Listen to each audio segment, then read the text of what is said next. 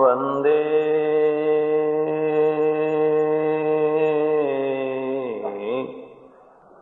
શિવમ શંકરમ.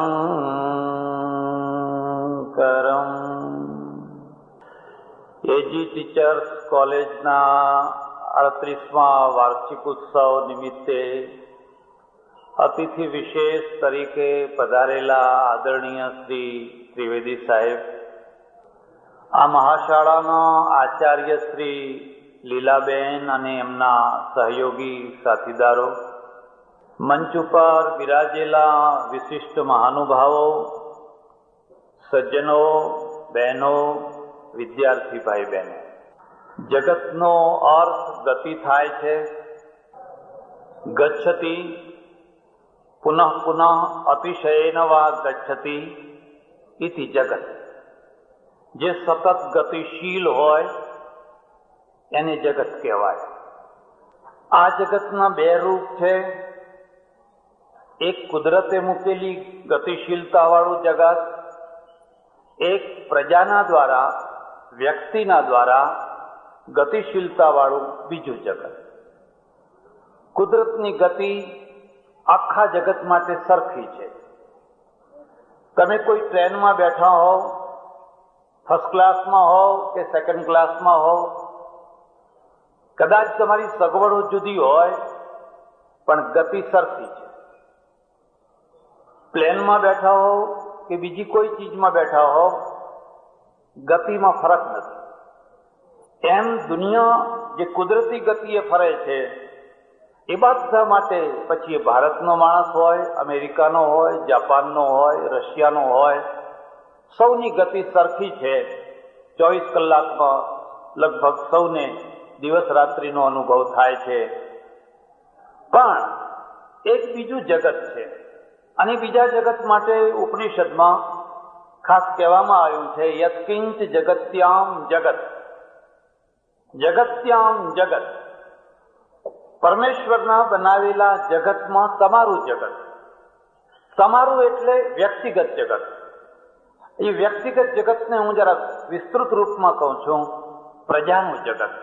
અને પ્રજાના જગતની રીતે જો આપણે વિચાર કરીએ તો દુનિયાની બધી પ્રજાઓની ગતિ સરખી છે ખરી. અમેરિકાની પ્રજા, જાપાનની પ્રજા, જર્મનીની પ્રજા અને ભારતની પ્રજા એક સરખી ગતિએ ચાલે છે ખરી. જો બધાની ગતિ એક સરખી હોત તો પરિણામ પણ સરખા હોત. પણ આપણે જોઈએ છીએ કે આપણા બધાના પરિણામ સરખા નથી. સરખા નથી ત્યારે હું એ ગતિના 3 ભેદ કરું છું.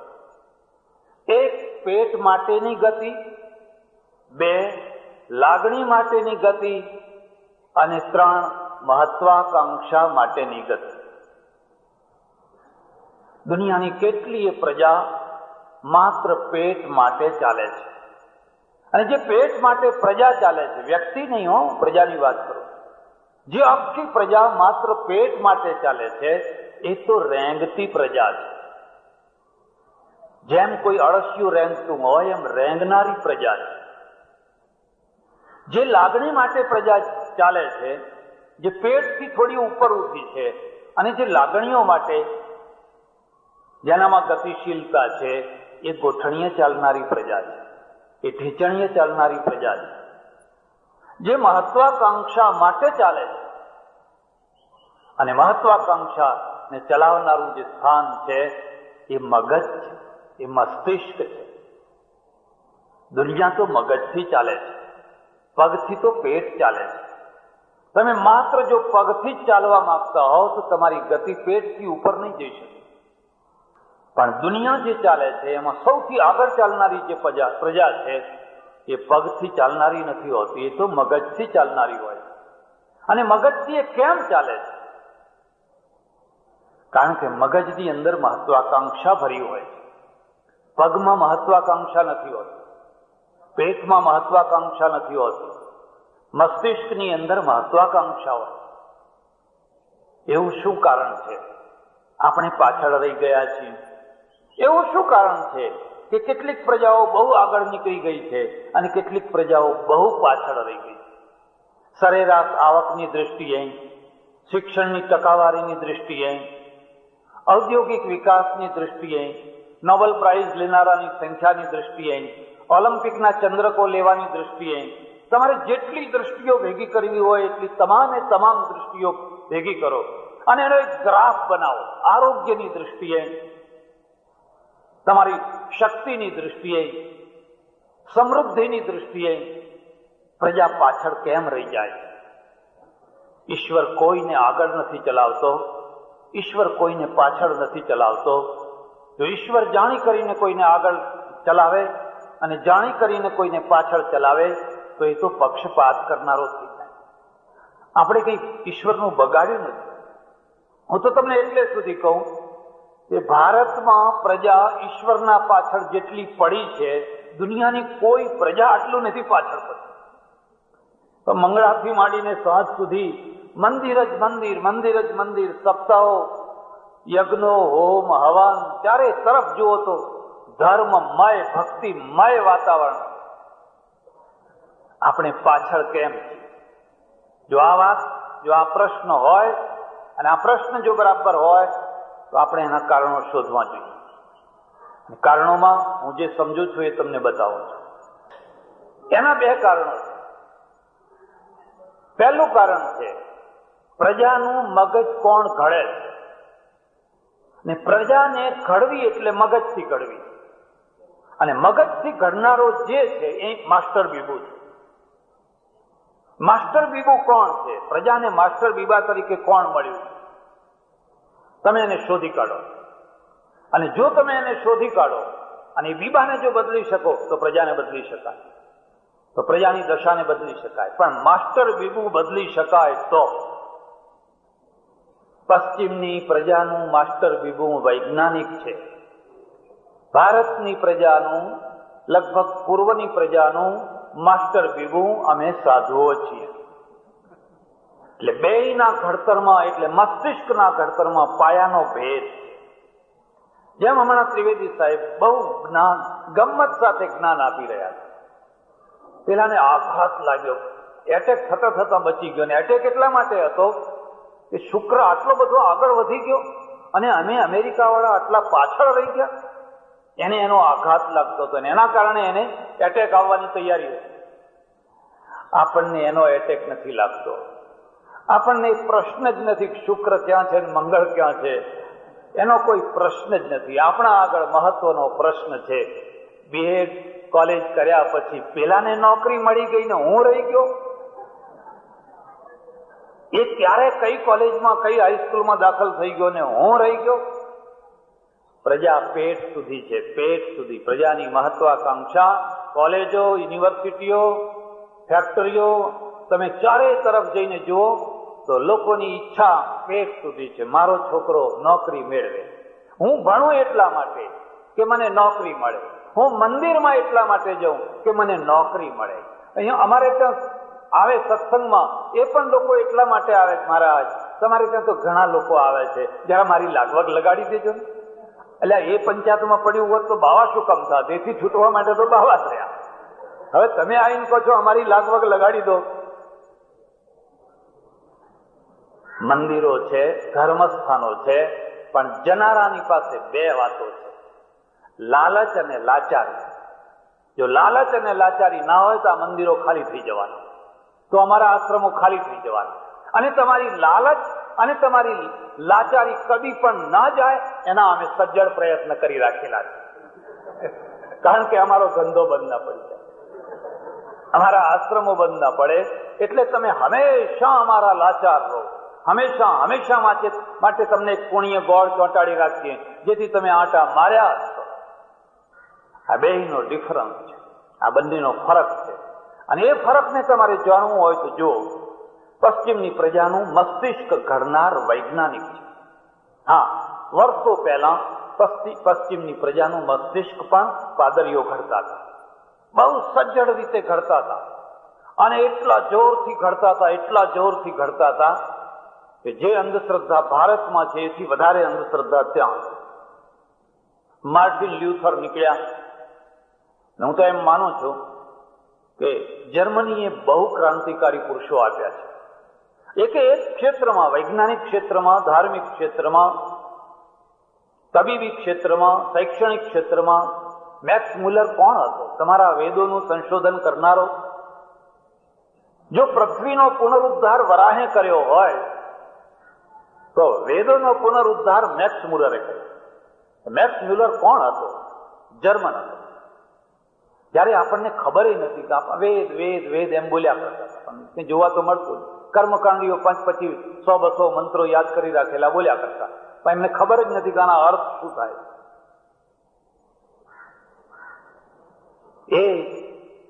એ દેશમાં અનેક એવા પુરુષો થયા. બીજા દેશમાં, સ્પેનમાં થયા, ઇટાલીમાં થયા, ઘણા દેશોમાં થયા. એમણે ધર્મના સામે એવી જબરજસ્ત બાત ભીડી. અને એક બીજો નિયમ યાદ રાખજો, પતન હોય ત્યાં જ ઉત્થાન હોય. જ્યાં સડી જાય ત્યાં જ ખાતર થાય, અને જ્યાં ખાતર થાય ત્યાંથી નવું સર્જન થાય. પરિવર્તન માટે કોઈનું સડી જવું જરૂરી છે, અને કોઈ સડી જાય તો એનું ખાતર થાય, અને ખાતર થાય તો એમાંથી કમળું ખીલી શકે. તમે જોયું નહીં, હમણાં ઘણા વર્ષોથી બધું સડી ગયેલું હતું, બધું ખાતર થઈ ગયું. કંઈક ઉગ્યું છે. હવે જોયા કેવું ઉગ્યું છે તો થોડાક વર્ષોમાં ખબર પડશે, પણ કંઈક ઉગ્યું છે. પણ પરિવર્તન છે ને, હું સાબુત રહું, તમે સાબુત રહો, અને પરિવર્તન થયા કરે, કદી બની જ ન શકે. દાણા ખાખ મેં મિલકે ગુલો ગુલજાર હોતા હૈ. એ જે છોડ ઉગે છે ને, એક દાણાને ખાખ થયા પછી છોડ ઉગે છે. પરિવર્તન એમને એમ નથી આવી શકતું હતું. પશ્ચિમના કેટલા પાદરીઓ, ખાસ કરીને ધર્મસ્થાનમાં રહેલા માણસોએ બહુ મોટો વિરોધ કર્યો, બહુ મોટી ક્રાંતિથી એમને બાળવામાં આવ્યા, એમને સળગાવવામાં આવ્યા, એમના ઉપર જુલમ કરવામાં આવ્યું. એમ કહી શકાય કે ધર્મ અને વિજ્ઞાન બંને લડ્યા. બુદ્ધિવાદ અને આસ્થાવાદ બંનેના વચ્ચે ભયંકર સંઘર્ષ થયો, અને લાંબા સંઘર્ષ પછી ઘણી યાતનાઓ ભોગવીને બુદ્ધિવાદ જીત્યો, વિજ્ઞાન જીત્યું. અને વિજ્ઞાન જીત્યું એની સાથે જ પશ્ચિમ સુપર પ્રજા થઈ ગઈ, આખી સુપર પ્રજા થઈ. પહેલા વર્ષો પહેલા એ નિર્ણય કરતા સૂર્ય કેવો છે, ચંદ્ર કેવો છે, ધરતી કોણ છે, સમુદ્ર કોણ છે. પછી કહી દીધું કે હવે અમે આ પુસ્તકના આધારે નિર્ણય નહીં કરીએ, હવે અમે જે નિર્ણય કરશું ટેલિસ્કોપના આધારે કરશું, અમારા બનાવેલા સાધનોના દ્વારા કરશું, અને એનું પ્રૂફ માગશું. એમાંથી એક પશ્ચિમનું મસ્તિષ્ક ઘડાયું. પશ્ચિમના મસ્તિષ્કની આ વાત હું તમને કહું, ઘણી વાર પરદેશમાં જઉં, ત્યાં એક નોવા સંસ્થા છે અમેરિકામાં, અને નોવા સંસ્થા અડધો પોણો કલાકની મૂવીઓ ઉતારે છે. આંખ ઉપર, નાક ઉપર, કાન ઉપર, જીભ ઉપર, પેટ ઉપર, હાર્ટ ઉપર. તમને એટલું સચોટ બતાવે, તમારે 1000 પુસ્તકો વાંચવાની જરૂર ના રહે. પછી મંગાવીને હું જોઉં, મને એમાં રસ પડે, જોઉં. બધી ઘણી બાબતો અહીંયા પણ બજારમાં મૂવીઓ મળે છે, પણ એ મૂવીઓની અંદર કાઠિયાવાડના કોઈને કોઈ એવા પ્રકારની કથાઓ લઈ આવે કે જેમાં કોઈ સંતોષીમાં હોય, કોઈ વૈભવ લક્ષ્મી હોય, કોઈ દશામાં હોય. ચમત્કાર જ ચમત્કાર, ચમત્કાર જ ચમત્કાર સિવાય બીજી વાત. ભારતનું મસ્તિષ્ક અમે સાધુઓ ઘડીએ છીએ, અને અમે જે મસ્તિષ્ક ઘડીએ છીએ એનો મેઇન પોઈન્ટ છે શ્રદ્ધા. પેલાનો મેઇન પોઈન્ટ છે લોજિકલ દ્રષ્ટિ. અમારો દ્રષ્ટિકોણ છે વ્યક્તિમાં શ્રદ્ધા હોવી જોઈએ. હું પોતે શ્રદ્ધાનો હામી છું, અને હું જીવનને સૌથી મોટું દુર્ભાગ્ય માનું છું માણસ જ્યારે શ્રદ્ધા વિનાનો થઈ જાય. એનાથી મોટો કોઈ અનાથ નથી, એનાથી મોટો કોઈ દયાને પાત્ર નથી. પણ શ્રદ્ધાના બીજા 2 સ્ટેજ છે, અતિ શ્રદ્ધા અને અંધશ્રદ્ધા. શ્રદ્ધા અને અધ્યાત્મનો મેળ. શ્રદ્ધા વિના અધ્યાત્મ નહીં, અને અધ્યાત્મ વિના શ્રદ્ધા નહીં. શ્રદ્ધા અને અધ્યાત્મનો બહુ મોટો મેળ. પણ એ શ્રદ્ધાનું જે આગળનું રૂપ છે એનું નામ છે અતિશ્રદ્ધા. અતિશ્રદ્ધાના ઉપર છે અંધશ્રદ્ધા, અને ત્યાં થાય છે ચમત્કાર. અધ્યાત્મને અને ચમત્કારને કોઈ મેળ નથી. ભારતનો અધ્યાત્મવાદ એટલે કે યાજ્ઞવલ્ક અને જનકનો અધ્યાત્મવાદ હવે ચમત્કારવાદમાં બદલાઈ ગયો છે. અધ્યાત્મનો અર્થ માત્ર ચમત્કાર છે. તમને કંકુ ફેરવતા આવડે છે, તમને ભસ્મ કાઢતા આવડે છે, તમને એવું કઈ ને કઈ કરી બતાવતા આવડે છે, બસ તમે આધ્યાત્મિક પુરુષ છો, તમે ભગવાન છો. પહેલા તો લોકો ઋષિ થતા, પછી આચાર્ય થતા, પછી સંત થતા. હવે એ બધું નાના સ્ટેજો, બહુ નાના પડવા માંડ્યા. હવે લોકો સીધા ભગવાન થઈ જાય છે. કે લાલ મને મળ્યા, મને કે મહારાજ હું આ બધા પ્રયોગો કરું છું, એમાં કોઈ વિદ્યા નથી, માત્ર હાથ ચાલાકી છે. તમે બહુ મોટું નુકસાન સહન કરી રહ્યા છો.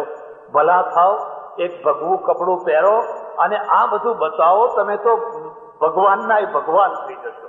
કારણ કે મોટામાં મોટો ભગવાને આટલા ચમત્કાર નથી બતાવી શકતો. તમારા મસ્તિષ્કની અંદર અધ્યાત્મના નામે ચમત્કાર ભર્યા છે. અને ચમત્કાર આવ્યા ક્યાંથી?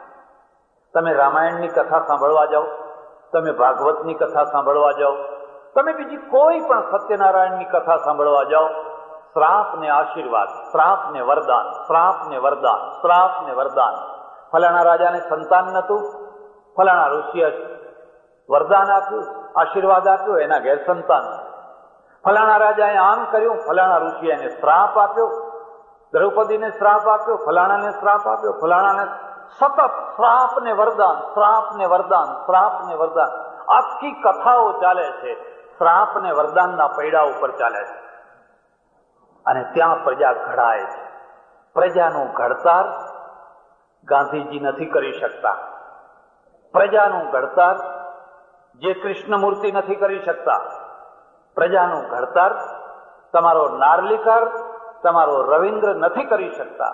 પ્રજાનું ઘડતર તો અમે કરીએ છીએ. અમારી કથામાં લાખો માણસો આવ્યા હોય અને લાખો માણસને આ ચમત્કારોની વાતો સંભળાવીએ એટલે લોકો ખુશ થઈ જાય. કોઈની દુકાન ના ચાલતી હોય, કોઈની દીકરી ના પરણાવાતી હોય, કોઈ પરીક્ષામાં ફેલ થયા કરતો હોય, દરેક પ્રશ્નો લઈને આવ્યા હોય અને બધા પ્રશ્નોનો એક જ ઉપાય છે, મારા આશીર્વાદ, મારા આશીર્વાદ.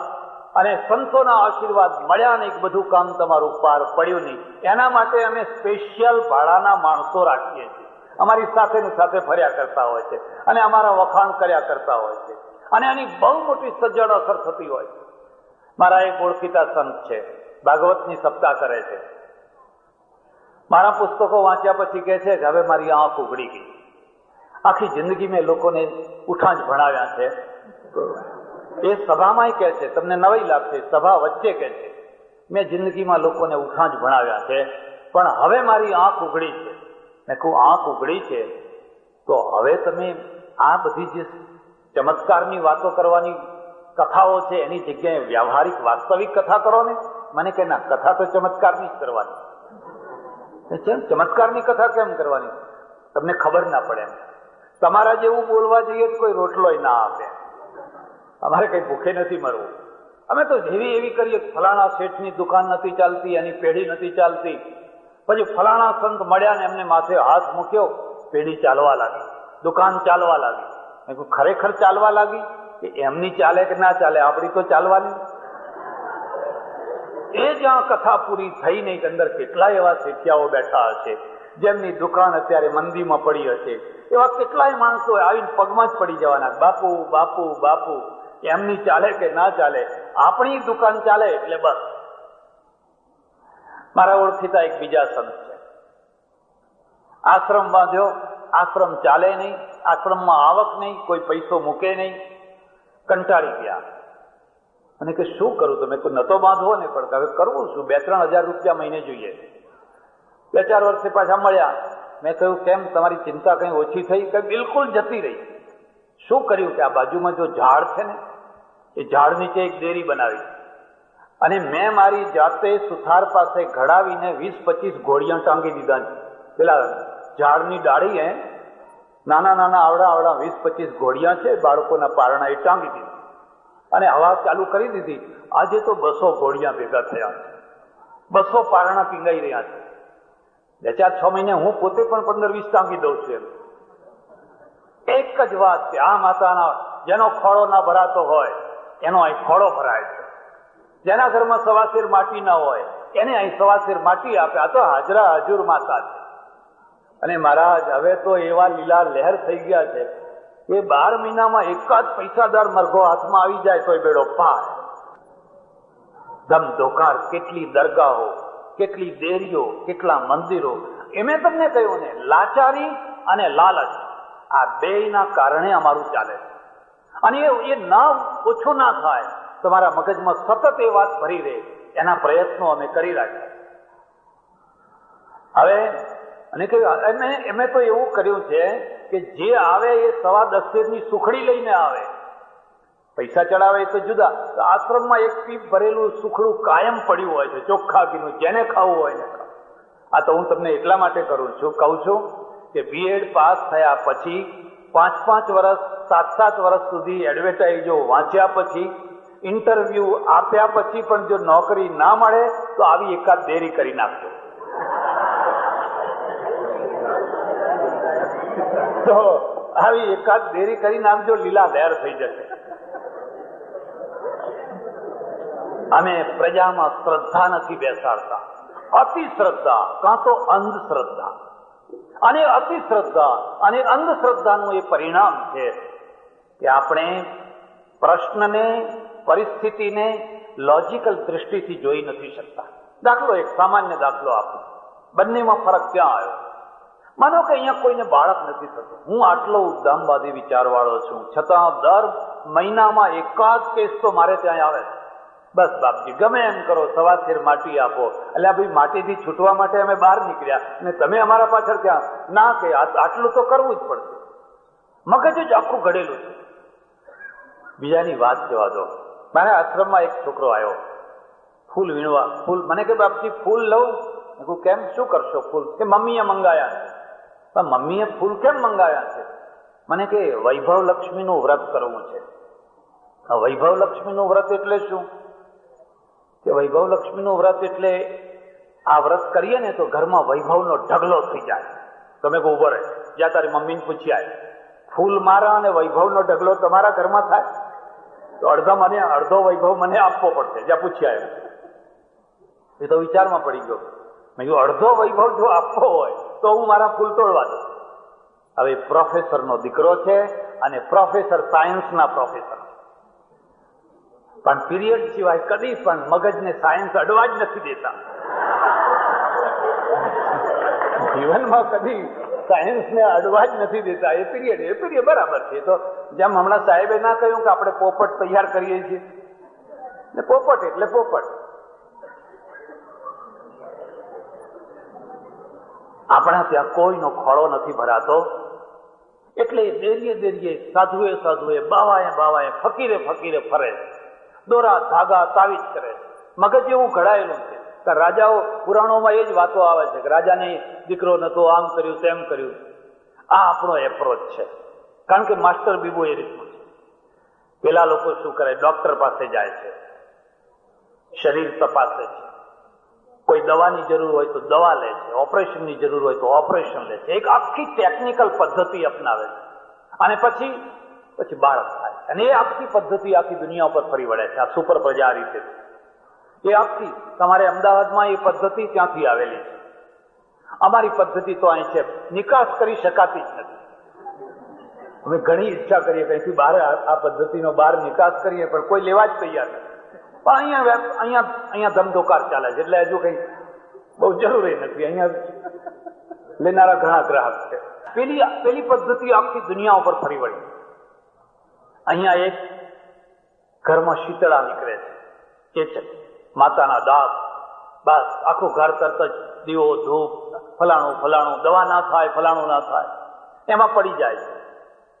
છોકરાની આંખ બાળી થઈ જાય છે, ચહેરો બગડી જાય છે, મરી જાય છે. કેટલા મરી! પણ એ માતાની દેરી, દીવો, ધૂપ, એથી કોઈ આગળ પદ્ધતિ. આ દેશનો મોટામાં મોટો જગતગુરુ હોય કે કોઈ નાનામાં નાનો સાધુ હોય, બધા આ જ રસ્તે લોકોને દોરે છે. પેલા લોકોએ રિસર્ચ કર્યું, પાછળ પડ્યા અને રસી ખોળી કાઢી. અને રસી એવી ખોળી રસી કે આજે ભારતમાં 1000 રૂપિયાનું ઇનામ જાહેર કર્યું. કોઈ શીતળાનો કેસ લાવે અને 1000 નું ઇનામ. આ બેયના એપ્રોચમાં આટલો ફરક છે. એટલે શીતળાની રસી આખી દુનિયામાં ફેલાઈ ગઈ, પણ તમારી દેરી આખી દુનિયામાં ના ફેલાય. આપણે કહીએ કે અમારી દેરી, કે ના તમે રાખો બસ ઘણું થઈ ગયું, પણ એની રસી આખી દુનિયામાં ફેલાઈ ગઈ. એ સુપર પ્રજા થઈ તો કેમ થઈ? કારણ કે એનું મગજ ગતિશીલ છે. આપણે મગજને સ્ટોપ કરી દઈએ. મને યાદ છે, હું નાનો હતો બચપણમાં, શાળામાં બધા બહાર સુઈ જઈએ તો ઘણાને પોલિયાની અસર થાય છોકરાઓને, એટલે આખા ગામમાં એક જ હવા ફેલી જાય કે રાત્રે દેવીનો રથ નીકળે છે, માતાજીનો રથ નીકળે છે. ગામમાં 2-4 ડોશીઓ એવી હોય ને, એ પછી ઊભી ઊભી વાતો કરતી કે આ હો ગણગણ ગણગણ કરતો જતો તો મેં જોયો તો એમ, ત્યાં આમ દીવા થતા હતા એમ. એટલે આખું ગામ નક્કી જ કરી લે માતાનો રથ ફરી ગયો અને આ અંગ રહી. બસ બીજા દિવસથી જુઓ તો બધા ઘરમાં સુઈ જાય.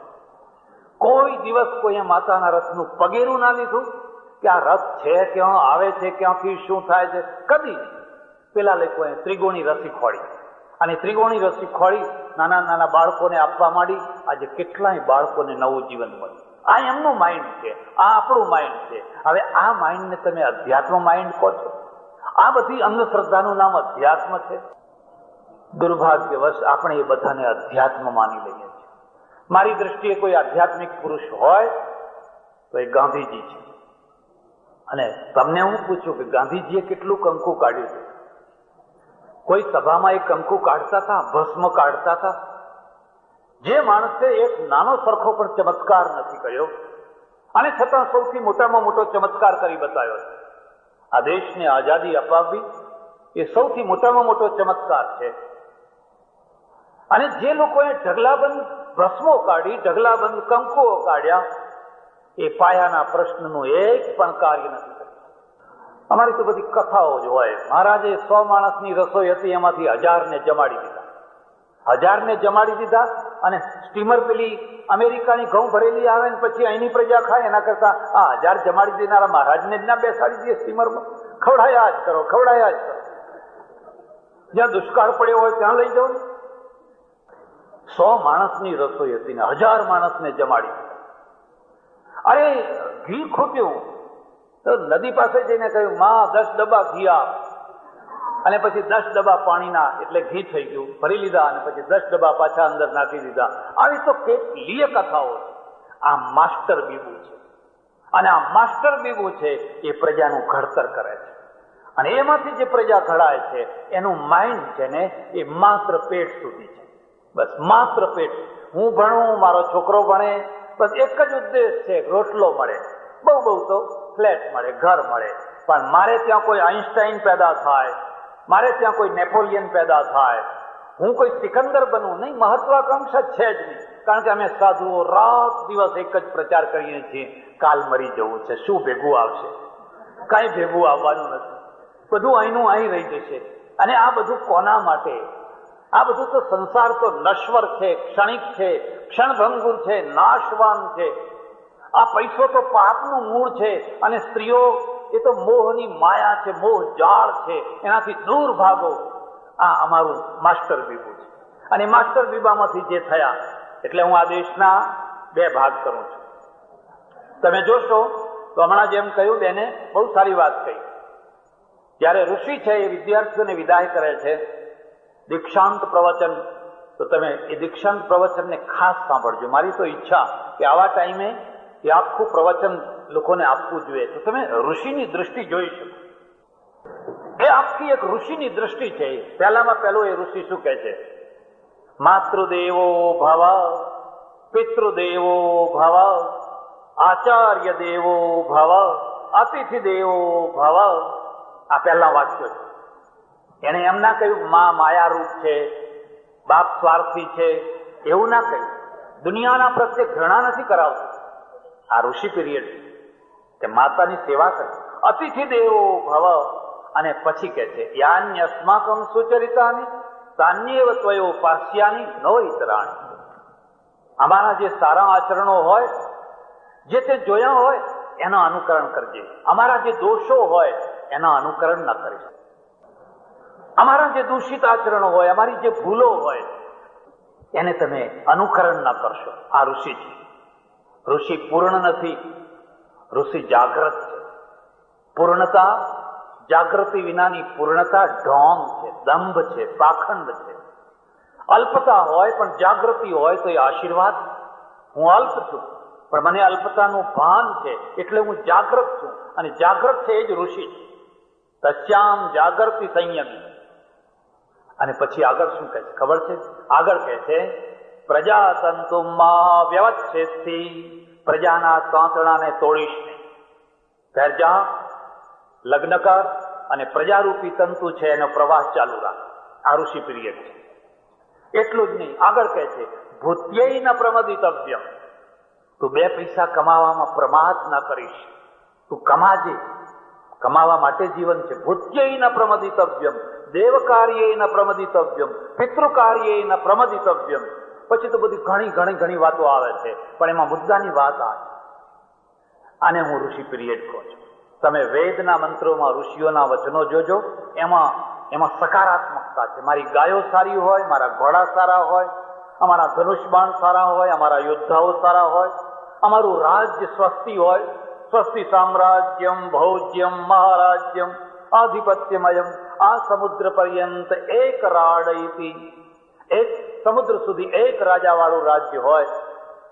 એમાં એક સકારાત્મક ઋષિઓ છે, એમને પત્નીઓ છે, એમને બાળકો છે, નદીના કિનારે ગુરુકુળ બનાવીને રહે છે, પોતાની મેળે ઝૂંપડા બાંધે છે, કોઈની પાસે ફંડફાળો માંગતા નથી, રાજાના પણ ગુલામ નથી, અને બાળકોને ભણાવીને સમાજને આપે. એટલે ઋષિનું જીવન ભારરૂપ નથી, બોજરૂપ નથી, સમાજલક્ષી જીવન છે, રાષ્ટ્રલક્ષી જીવન છે, અને અકિંચન છે. એટલે એક ખુમારીમાં રહી શકે છે. પછી સાધુ પિરિયડ આવ્યો, અને સાધુ પિરિયડ જે આવ્યો ને એમાં સમાજથી વિમુખ, રાષ્ટ્રથી વિમુખ, માનવતાથી વિમુખ, માત્ર આત્મા અને મોક્ષ, આત્મા અને મોક્ષ, મારો આત્મા અને મારો મોક્ષ. અને આત્મામાં અડચણરૂપ, મોક્ષમાં અડચણરૂપ કોણ છે? અડચણરૂપ આ ઘર છે, આ મા બાપ છે, આ પત્ની છે, આ બાળકો છે. એ બધા મોહ માયાના કેન્દ્ર છે. એ બધાનો ત્યાગ કરો. અને જેમ જેમ લોકો એ ત્યાગ કરતા ગયા એમ મહાન બનતા ગયા. ઋષિના ત્યાગમાં અને સાધુના ત્યાગમાં મોટામાં મોટો ભેદ છે. ઋષિ પત્નીનો ત્યાગ નથી કરતો, ઋષિ બાળકોનો ત્યાગ નથી કરતો, ઋષિ ભણાવવાની જવાબદારીનો ત્યાગ નથી કરતો. એ ભણાવે છે. એટલું જ નહીં, એ શસ્ત્ર બનાવે છે ને શસ્ત્ર વિદ્યા શીખવાડે છે. વિશ્વામિત્ર ધનુર્વેદના આચાર્ય છે, દ્રોણાચાર્ય ધનુર્વિદ્યાના આચાર્ય છે. એ શસ્ત્ર વિદ્યા પણ ભણાવે છે. એટલું જ નહીં, કામશાસ્ત્રનો ઋષિ પણ વાત્સ્યાયન ઋષિ છે. એને કોઈ વિષય ઉપર એલર્જી નથી, કે જીવનના સમગ્ર પાસા ઉપર દૃષ્ટિ નાખે છે, કાર કરે છે. ત્યારે સાધુ છે, એ સાધુ પિરિયડમાં જોશો તો એમાં નકારાત નકાર નકાર. હું પૈસાને ના અડું એટલે તમે મને કહો મહારાજ તો બહુ મોટા, બહુ ત્યાગી છે. હું કોઈ સ્ત્રીનું મોઢું ના જોઉં તો લોકો ગાડા જ થઈ જાય. અમારા બાપજી તો એટલા બધા ત્યાગી છે કે કોઈ સ્ત્રીનું મોઢું નથી જોતા, પછી અંદર ભલે જોયા કરતા હોય. આપણે પ્રકૃતિ વિરુદ્ધ થયા, આપણે કુદરત વિરુદ્ધ થયા, અને કુદરત વિરુદ્ધ થયા એટલે જીવન નકારાત્મક થઈ ગયું. માઇન્ડ મારી નાખ્યું, મહત્વાકાંક્ષા મરી ગઈ. શું જોઈએ છે? અડધો રોટલો ખાશું, ફાટેલા કપડાં પહેરશું, એક ઝોંપડીમાં રહીશું, બસ. અમારે બીજું કાંઈ જોઈતું નથી. પ્રજાને અત્યંત સંતોષી બનાવી દો, પ્રજા મરી જતી હોય. પ્રજાને અત્યંત સંતોષી બનાવી દો, જે છે એમાં સંતોષ કરો. અને એના કારણે ઉત્તરવર્તી કાળમાં ભારતમાં એક વધારે પડતો સંતોષ, એક વધારે પડતી સહન શક્તિ, એમાંથી પ્રતિકારની ક્ષમતા સમાપ્ત. પરદેશીઓ આવ્યા, રાજ્ય કરતા ગયા, જુલ્મો કરતા ગયા, અને તમે સહન કરતા ગયા. વળી વચ્ચે એક આશ્વાસન આવી ગયું, ચિંતા ના કરો, ચિંતા ના કરો, ભગવાન અવતાર લેવાનો છે. હવે ભગવાન અવતાર લેવાનો છે.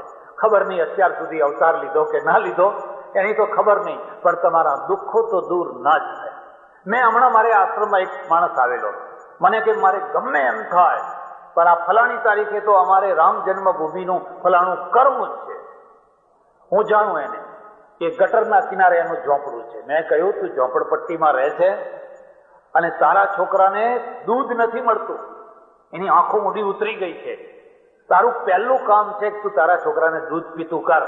મને કે આવતા જન્મે દૂધ પીશે, આ જન્મે નહીં તો આવતા જન્મે દૂધ પીશે, પણ આ કામ તો મારે આ જન્મે જ કરવું. કેવા કેવા સમાધાનો શોધી લીધા છે. અમે આવતા જન્મે દૂધ પીશું, અમે આવતા જન્મે બધું કરશું. અરે આવતો જન્મ કોણ જોવા ગયો છે? અને આવતા જન્મ ઉપર શા માટે તમારા પ્રશ્નોને છોડો છો? કેટલા જન્મો તમે વિતાવી દીધા. તમે તમારા આ જન્મને સફળ કરો ને, આ જન્મનો ઉપયોગ કરો ને. એટલે ભારતની પ્રજાની મહત્વાકાંક્ષા મારી નાખવામાં આવી. મન મારી નાખો, મગજ મારી નાખો, એટલે પ્રજા પેટું થઈ જાય, માત્ર પેટ ભરનાર. અને પેટ ભરવા માટે તો ગમે તે.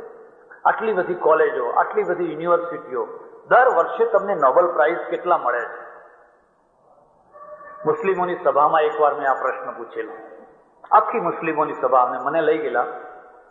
મેં એમને શરત કરેલી, જો હું સંન્યાસી છું, હું કોઈ સારંગી વગાડનારો નથી, હું તમારા વખાણ નહીં કરું, તમને મારી જે કડવામાં કડવી વાત હશે એ કહીશ, મને કે તમારે જે બોલવું હોય બોલજો, પણ તમે આવો અમારી સભામાં.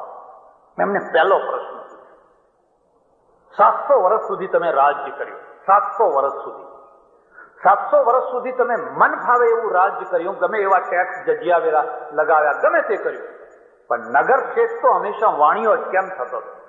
તમારામાંથી કોઈ નગર શેઠ કેમ ના થયું? કારણ કે તમારી પાસે અર્થતંત્ર જ નથી. તમારી પાસે તલવાર છે પણ અર્થતંત્ર નથી. અર્થતંત્ર નથી એટલે 700 વર્ષનું રાજ્ય પૂરું થયું. એની સાથે આજે જુઓ તો ગરીબમાં ગરીબ પ્રજા.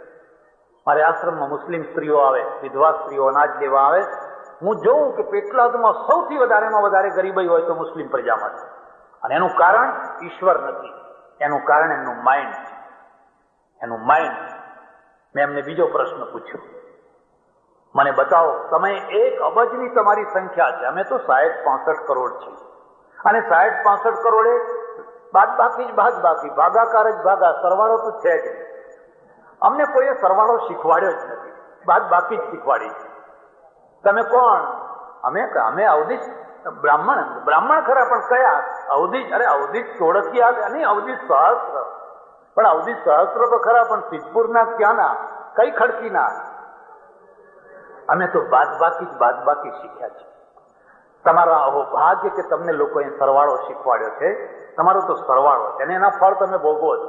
અમારી બાદબાકીના ફળ અમે ભોગવીએ છીએ. પણ મારે તમને એમ પૂછવું છે કે 1 લાખમાં 1 અબજમાંથી તમે નોબેલ પ્રાઇઝ લેનારા કેટલા પેદા છે? કેમ કેમ ના થયો? હમણાં એકાદ પાકિસ્તાનમાં એક ભાઈ થયા, પણ આ સંખ્યા કેમ ના થઈ? ટોપલો ભરીને નોબેલ પ્રાઇઝ પેલા પશ્ચિમ વાળા કેમ લઈ જાય છે? ઓલિમ્પિકના બધા ચંદ્રકો એ કેમ લઈ જાય છે? આપણે બધા ધોયેલા મોઢા જેવા કેમ પાછા આવીએ છીએ? ઉતરેલા ઢાંચા લઈને કેમ પાછા? કારણ જાણો છો? એનું કારણ જાણો છો? પેલા લોકો શક્તિ ઉત્પન્ન કરે છે, એ લોકો શક્તિ ઉત્પન્ન કરે છે, રિસર્ચ કરે છે, મહેનત કરે છે, મજૂરી કરે છે. આપણે શક્તિપાત કરાવીએ છીએ. મહારાજ મારા માથા ઉપર હાથ મૂકો ને શક્તિપાત થઈ જાય. અને અમારે કેટલાય બાવાઓ છે ને શક્તિપાતની આટડીઓ માંડીને બેઠા છે. હરિશ્વરના જાહેર ખબરો મૂકે છે, આવો શક્તિપાત કરી દઈએ. શક્તિપાત ના થાય, શક્તિ તો ઉત્પન્ન થાય. કોઈ ડોક્ટરને પૂછી જોજો, કોઈ ડોક્ટરને પૂછી જોજો કે એવું કોઈ ઇન્જેક્શન છે કે 1 દિવસમાં હું ગામા થઈ જાઉં, 1 દિવસમાં હું કિંગકોંગ થઈ જાઉં, એવું કોઈ ઇન્જેક્શન છે? 1 દિવસમાં ના થઈ શકાય, તો વર્ષોની મહેનત પછી થઈ શકાય. પણ જો આ શક્તિપાત સાચી વાત હોય તો આવતા ઓલિમ્પિકમાં ભારતમાંથી જેટલા ખેલાડીઓ જાય એ બધાને માથા ઉપર હાથ મુકાવીને મોકલવાના. અને હાથ મુકાવીને મોકલ્યા પછી જો એ ચંદ્રક લીધા વિના પાછા આવે તો અમને પકડવાના, શક્તિપાત કરાવનારાને પકડવાના. લાવો, ગેરંટી લાવો. પણ તમે કશું નથી કરવાના, કારણ કે તમારા મગજ તો મેં તમને કહ્યું ને, શીલ કરી દીધેલા, બંધ કરી દીધેલા છે. 1 અબજ વસ્તીમાંથી નોબેલ પ્રાઇઝ લેનારા કેમ નથી નીકળતા? પેલા લોકો કેમ નીકળે છે? એનું એક જ કારણ છે, મેં કહ્યું એમને, તમારું મસ્તિષ્ક છે ને એ ધર્મ જનૂનની ચકડોળ ઉપર ચડેલું છે. અમારું ચડ્યું છે, અમારું ઓછું ચડ્યું છે, એટલે અમે 4-5 નોબેલ પ્રાઇઝ લઈ આવ્યા છીએ. અમારું જરા ઓછું ચડ્યું છે, હવે ફરી ચડાવવાના પ્રયત્ન થઈ રહ્યા છે. જેનું મસ્તિષ્ક છે એ ધર્મ જનૂનની ચકડોળ ઉપર ચડ્યું હોય એનું મસ્તિષ્ક પ્રયોગશાળામાં ના જાય. પ્રયોગશાળામાં કોનું મસ્તિષ્ક જાય? જેનું મસ્તિષ્ક ઠંડુ હોય, જે ઉકળાટના અનુભવતું હોય, જે વ્યગ્રતાના અનુભવતું હોય, તો એ પ્રયોગશાળામાંથી આઈન્સ્ટાઈન પેદા થાય. પશ્ચિમની પ્રજા વર્ષો સુધી ચકડોળ ઉપર ચડેલી. ક્રુઝેડોનો ઇતિહાસ જોજો, ધર્મજનૂનના ઇતિહાસ તમે જોજો, પણ પછી ઉતરી ગઈ એટલે બિલકુલ ઉતરી ગઈ. આજે મેં ઘણા ચર્ચો જોયા, વિશાળ ગગનચુંબી મોટા મોટા ચર્ચો, અને નીચે લખેલું છે સેલ ફોર ઓફિસીસ, વેચવા, કોઈને ખરીદવા, કોઈને ઓફિસો બનાવવી હોય. ઘણા પાદરીઓ ઓળખીતા મળે. આવા બોર્ડ કેમ લગાયા? તો કોઈ આવતું જ નથી, એમ કે કોઈ ચર્ચમાં આવતું જ નથી. અરે મેં કોઈ ભીડ જોયું હોય તો અમારે ડાકોર